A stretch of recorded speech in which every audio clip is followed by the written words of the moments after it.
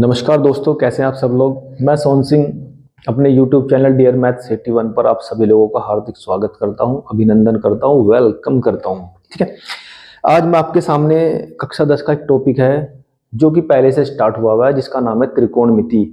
और त्रिकोणमिति के अंदर भी सबसे पहले हमने पढ़ी है त्रिकोणमितीय अनुपात, फिर हमने पढ़ी है त्रिकोणमितीय सर्वसमीकरण। उनकी वीडियो मैं ऑलरेडी बना चुका हूं मेरे भाई। अब मैं त्रिकोणमिति के अनुप्रयोग पढ़ रहा हूं, यानी कि जो हम त्रिकोणमिति पढ़ चुके हैं उनका हम प्रयोग अपनी दैनिक जीवन में यानी कि डेली लाइफ में कैसे कर सकते हैं। ठीक है, और ये जो क्वेश्चन हम करेंगे ना मेरे भाई, बहुत ही शानदार और इम्पोर्टेंट क्वेश्चन है एग्जाम के हिसाब से, और है बहुत ही आसान। अगर आपने क्वेश्चन को समझ के उसका डायग्राम बना लिया ना, बस समझो आपका क्वेश्चन हो गया। चलिए आपके कीमती समय को बिना बर्बाद के स्टार्ट करते हैं आपके इस वीडियो को। पहला क्वेश्चन लेते हैं। आप अपनी किताब में देख लेना किस नंबर पे क्वेश्चन है, मैं तो सिर्फ क्वेश्चन को करता जाऊंगा करता जाऊंगा और करता जाऊंगा। ठीक है, चलिए क्वेश्चन कुछ इस तरीके से है। एक प्रकाश स्तंभ यानी कि एक लाइट का पोल है, एक प्रकाश स्तंभ के शिखर से देखने पर हम प्रकाश स्तंभ के ऊपर चढ़ गए हैं, है ना। शिखर का मतलब ऊपर, सर, और उसका जो फुट है वो पैर नीचे रहेगा। तो हमने देखा कि जब हम उसके शिखर पे चले गए, ये प्रकाश स्तंभ है, एक लाइट का पोल, हम उसके शिखर पे ऊपर बैठे हैं। वहां से देखने पर समुद्र में स्थित, समुद्र पानी है यानी कि ये समुद्र के किनारे पर खड़ा हुआ पोल है। वहां से हमने देखा कि दो जहाजों के अवनमन कोण यानी कि एंगल ऑफ डिप्रेशन, ठीक है, अवनमन कोण। क्योंकि जब हम ऊपर चढ़ के कोई चीज नीचे देखते हैं तो उसका मतलब वहां पर अवनमन कोण बनने हैं। तो हम ऊपर ही तो बैठे हैं, जहाज नीचे है। यहाँ पर दो जहाज हैं, एक यहाँ पर है और एक यहाँ पर। आप यहाँ पर बैठे हैं, गिर मत जाना बस, ठीक है, बैठे रहना।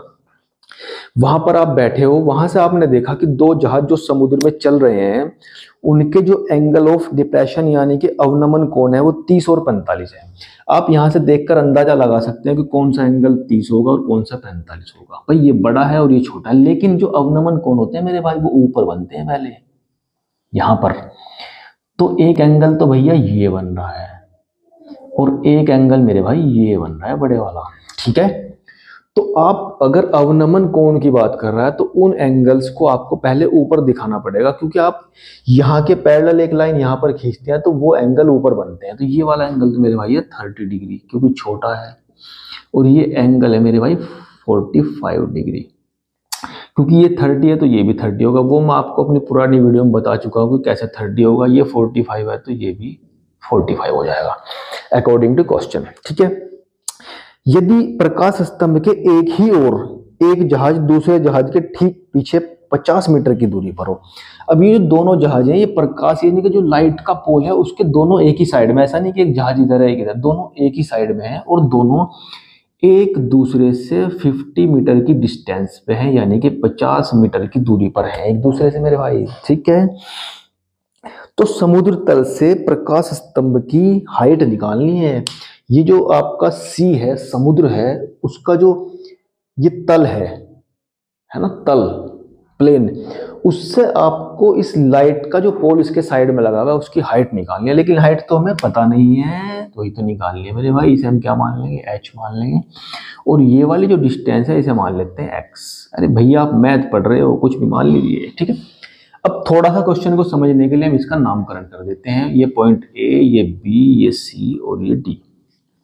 तो ये तो आपको क्वेश्चन में सब कुछ दिया गया था। देखिए क्वेश्चन को ध्यान से पढ़कर उसका डायग्राम अगर आपने बना लिया ना तो समझो आधे से ज्यादा क्वेश्चन तो हो लिया मेरे भाई। अगर आपको डायग्राम ही समझ में नहीं आया तो फिर क्वेश्चन का पढ़ने का कोई मतलब ही नहीं है। तो डायग्राम को बनाना सीखो, किस तरीके से हम एंगल को कहाँ लेते हैं। मैंने नामकरण कर दिया है, सब चीजें आपको जो गिवन है उसे लिख लेना यहाँ पर। ठीक है, अब हम क्वेश्चन का सॉल्यूशन करते हैं मेरे भाई। अब हमारे पास जब क्वेश्चन का सॉल्यूशन करते हैं उसमें देखते हैं कि ट्रायंगल कहाँ बन रहे हैं, राइट एंगल ट्रायंगल।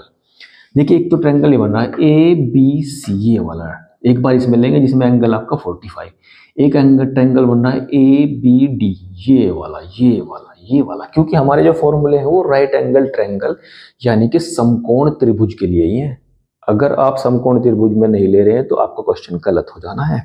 तो पहला ट्रायंगल क्या है, in triangle A B C, A B C. अब एंगल आपके पास कितना है, 45। चलिए 45 लिख लेते हैं भाई यहाँ।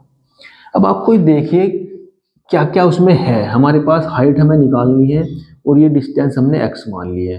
तो इस एंगल के लिए ये तो परपेंडिकुलर है, ये बेस है, perpendicular upon base, perpendicular upon base. तो परपेंडिकुलर अपॉन बेस होता है मेरे भाई 10, तो इसलिए हमें यहाँ 10 लेना पड़ेगा। 10 45 इक्वल टू हो जाएगा परपेंडिकुलर यानी कि h अपॉन x यानी कि बेस। ये आपका होगा 1 is equal to h upon x।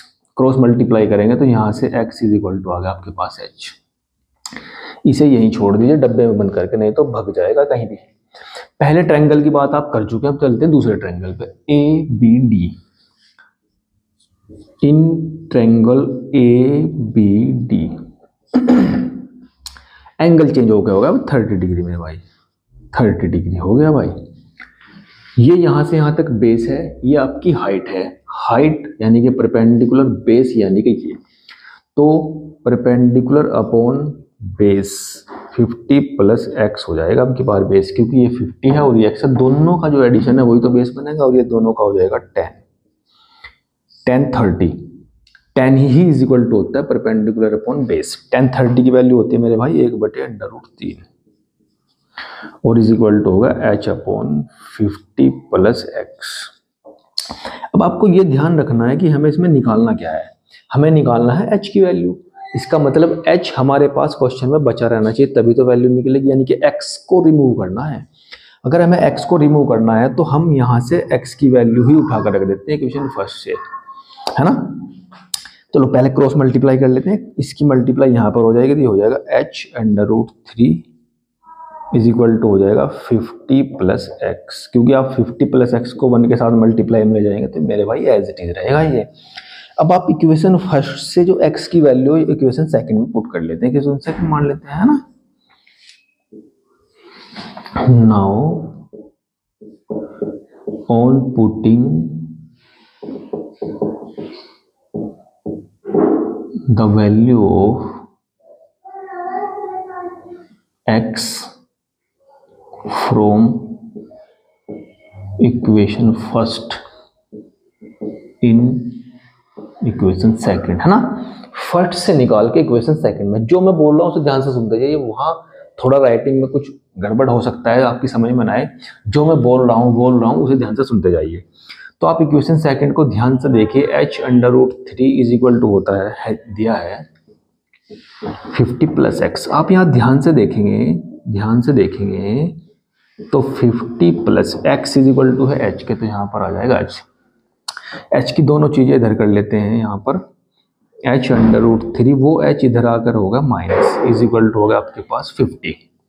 दोनों से आपने h को कॉमन ले लिया है, √3 माइनस 1 इज इक्वल टू होगा मेरे भाई 50। यहाँ से h इज इक्वल टू हो जाएगा 50 अपॉन √3 माइनस 1। ये आपकी h की वैल्यू निकल चुकी है। लेकिन इसे थोड़ा सा और सिंप्लीफाई करते हैं। सिंप्लीफाई करने का मतलब जो उसका हर है ना, हर, उस हर में जो अंडर रूट का नंबर आ रहा है उसे हटाना है। आपको पता है कि अगर उसे हटाना होता है तो हमें कॉन्जुगेट से ऊपर नीचे मल्टीप्लाई करनी पड़ती है। यानी कि अगर वो संख्या माइनस में है तो प्लस से ऊपर नीचे मल्टीप्लाई करेंगे, अगर वो प्लस में होती तो माइनस से ऊपर नीचे आप मल्टीप्लाई कर देते। तो भैया मेरे ये हो गया, देखिए यहाँ पर भैया मेरे ये हो गया √3 माइनस 1 √3 प्लस 1। एक बार ऐड हो रहा है, एक बार सब्सट्रैक्ट हो रहा है। एक बार √3 का स्क्वायर करेंगे, फर्स्ट नंबर का स्क्वायर माइनस सेकंड नंबर का स्क्वायर, इधर आ जाते हैं 50 √3 प्लस 1 अपॉन, देखो √3 का स्क्वायर करेंगे आप 3 माइनस 1 का स्क्वायर करेंगे 1। भैया आंसर निकलने वाला है, घबराने की बात नहीं है। अपॉन में आ चुका है 2, अपॉन में आ चुका है 2 से 50 को डिवाइड करेंगे तो भैया आ जाएगा 25। तो आंसर आ गया 25 √3 प्लस 1।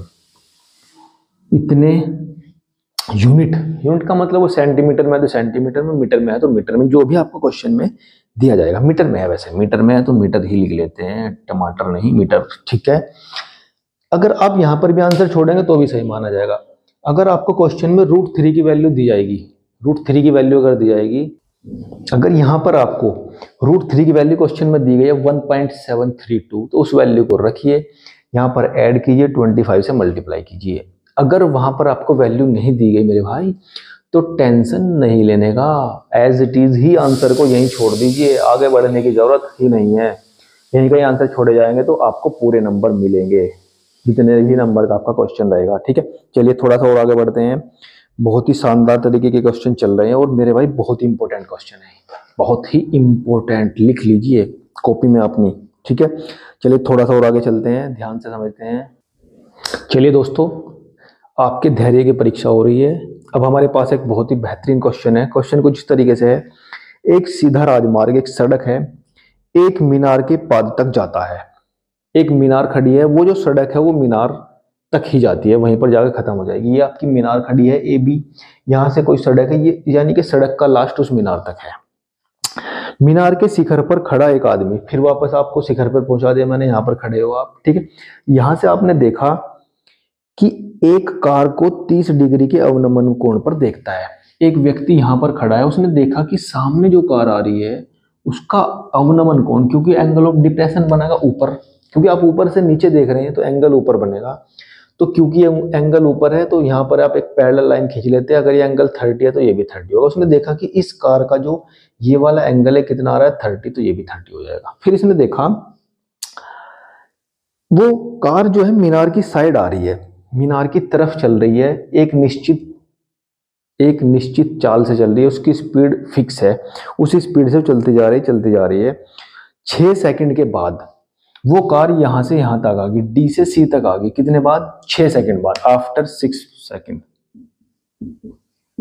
आफ्टर 6 सेकंड जो आपकी कार है वो डी से सी तक पहुंच गई है मेरे भाई, और एंगल बदल कर हो गया 60, क्योंकि वो मीनार की साइड में जा रही है कार, तो इसका मतलब एंगल धीरे धीरे उसकी तरफ जाने से बढ़ जाएगा, तो वो बढ़ के एंगल कितना हो गया? 60 डिग्री हो गया है। अब आपको ये बताना है इस बिंदु से मीनार के पाद तक पहुंचने में कार द्वारा लिया गया समय। अब आपको ये बताना कि यहां से यहां तक, यानी कि जो पॉइंट सी है उससे मीनार का जो नीचे वाला पॉइंट है, फुट तो यहां होगा, यहां तक पहुंचने में उसे कितना समय लगा मेरे भाई। बस आपको ये पता है कि यहां से यहां तक आने में उसे कितना टाइम लग रहा है, 6 सेकंड लग रहे हैं। अगर आप इस डिस्टेंस और इस डिस्टेंस में आपस में कोई रिलेशन बना लें, है ना, अगर उसे यहां से यहां तक आने में 6 सेकंड लग रहे हैं और इस डिस्टेंस और डिस्टेंस को आपस में आप किसी तरीके से जोड़ लें कि इसकी 2 गुनी है या 1 गुनी है या 3 गुनी है, तो उस हिसाब से आप इसके टाइम का अंदाजा लगा सकते हैं ना, कि उसमें कितना टाइम लगेगा। मान लिया यहां से यहां तक जाने में से कितना सेकंड लग रहा है, 6 सेकंड, और ये डिस्टेंस इसकी डबल है मान लिया हमने, तो वहां तक जाने में उसे 12 सेकंड लगेगा, क्योंकि डिस्टेंस डबल होगी तो टाइम भी डबल होगा। या अगर वो डिस्टेंस इसकी आधी है तो टाइम भी आधा हो जाएगा, इसका मतलब यहां से यहां तक जाने में उसे फिर 3 सेकंड लगेंगे। तो इस तरीके से हम इन दोनों डिस्टेंस में कुछ ना कुछ रिलेशन निकालेंगे, क्योंकि अगर हम यहाँ ये निकाले समय चाल बराबर दूरी बटे समय का सूत्र लगाए है ना, speed is equal to distance upon time, तो डिस्टेंस तो शायद हम फाइंड कर लें लेकिन स्पीड हमें नहीं दी गई है, तो हम उस फॉर्मूले से हट के थोड़ा अलग चलेंगे, कुछ ऐसा रिलेशन बनाएंगे इन दोनों डिस्टेंस में, और वो रिलेशन आपका वही वापस उसी ट्रायंगल में चलते हैं। ट्रायंगल आपके पास बने हुए हैं, सॉल्यूशन देखते हैं। बहुत ही इंपॉर्टेंट क्वेश्चन है मेरे भाई। इन ट्रायंगल ए बी सी अगर आप देखेंगे तो यहाँ पर जो एंगल है वो बन रहा है 60 डिग्री, तो tan ही ले लेते हैं क्योंकि परपेंडिकुलर अपॉन बेस ही चल रहा है। परपेंडिकुलर आपके पास है A B upon B C, base है आपके पास बी सी, और tan 60 की वैल्यू होती है √3 is equal to A B upon, हाँ ए बी अपॉन नीचे है भैया बी सी, नीचे है भाई बी सी। ठीक है, तो यहां से आपको क्या करना है, बी सी की वैल्यू निकालनी है, तो यहां से B C is equal to हो जाएगा ए बी अपॉन √3। चलिए इसका तो हुआ काम तमाम। अब चलते हैं दूसरे ट्रायंगल पर, triangle A B D.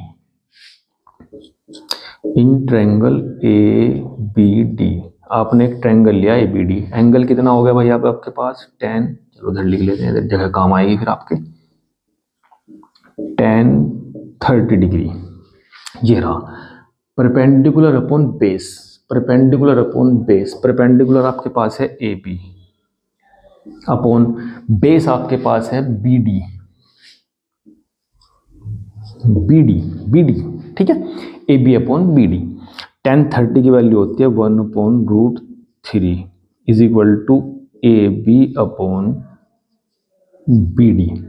A B upon B D, यहाँ से आप बी डी की वैल्यू निकाल लेंगे क्रॉस मल्टीप्लाई करके, बी डी आ जाएगा 1 के साथ, तो B D is equal to हो जाएगा √3 इंटू ए बी।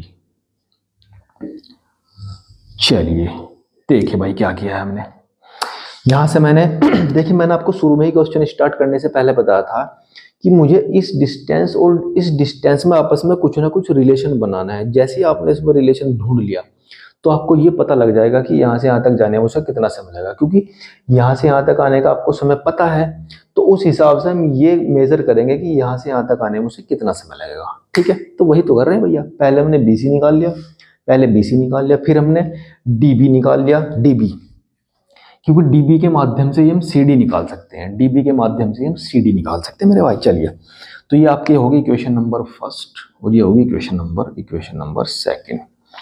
अच्छा जी, करते हैं बीसी बी डी। हाँ चलिए ऐसा कर लेते हैं, इक्वेशन फर्स्ट और सेकंड को आपस में डिवाइड कर लेते हैं।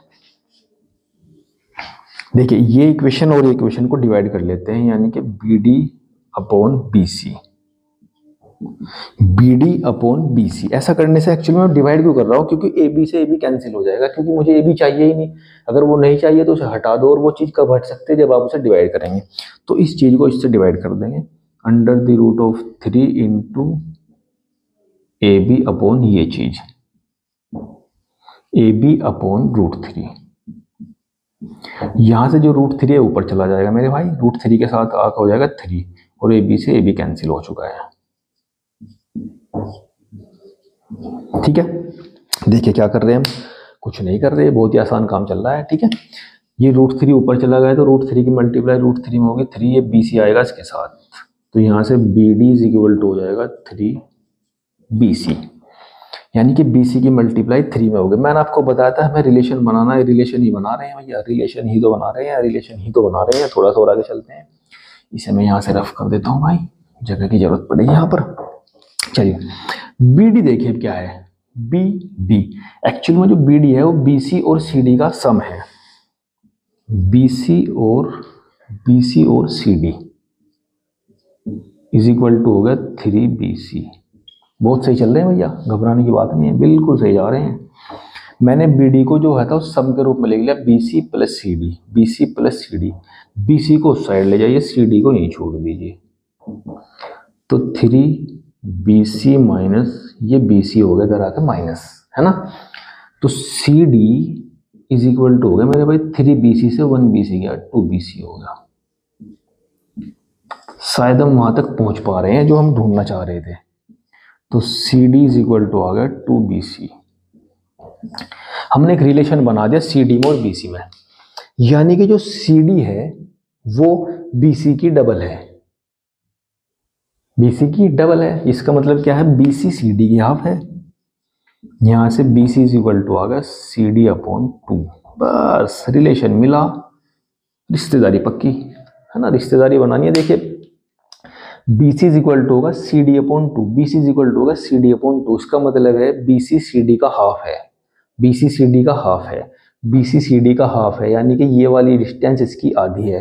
अगर वो डिस्टेंस इसकी आधी है तो समय भी तो आधा ही लगेगा मेरे भाई। तो उसे यहाँ से यहाँ तक आने में 6 सेकंड लग रहे थे, तो जब डिस्टेंस आधी होगी तो समय भी आधा होगा। इसका मतलब उसे सी से बी तक जाने में 3 सेकंड लगेंगे, ज़्यादा सोचने की जरूरत ही नहीं है ना। 10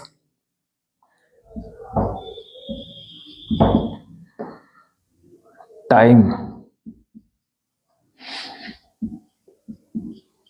taken by car from C to B is equal to होगा 3 सेकेंड।